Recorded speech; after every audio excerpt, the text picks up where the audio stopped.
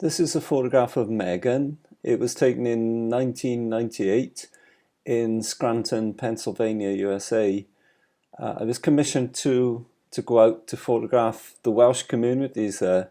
And the story is that Welsh miners in the latter part of the 19th century and early part of the 20th century went out because they had the skills to show the Americans how to coal mine, how to deep coal mine.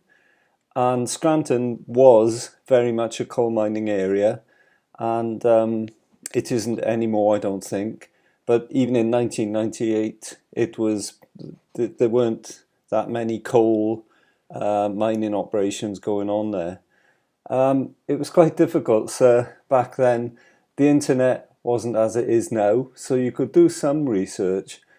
But to be honest, I pretty much went out there with very little research, with no contacts or anything. So arriving in Scranton in Pennsylvania, I went to a shop and I asked where the Welsh community hung out. And the lady said, well, I've never heard of a Welsh community. There's a large Irish community and some Swiss here, but never heard of the Welsh community. So it wasn't a very good start. But then after a while, you start asking around and you get a contact, and then the word gets around. There's this guy from Wales, and in the Welsh community out there, they very much welcomed that.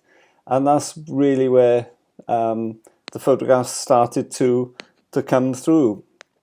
I was introduced to a lady. We went to her house, and she was called Megan, and I took this picture.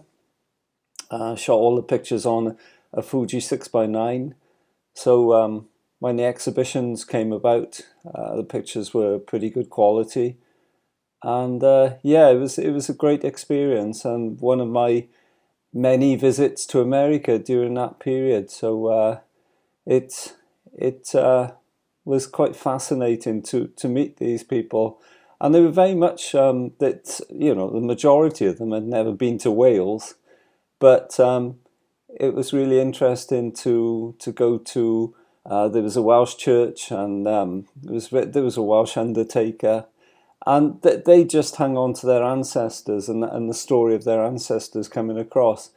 And there's also a graveyard, a cemetery there, which is a section of it is dedicated to Welsh miners who were killed out there because they couldn't afford to bring the bodies back. So if they were killed in the mines, they were actually buried in Pennsylvania, which was very sad because some of them never got to see their families again because they couldn't afford to bring their families across straight away. But yeah, that's quite sad. But great to see the Welsh community still living. Although, like I say, it's nothing like the Irish communities in America.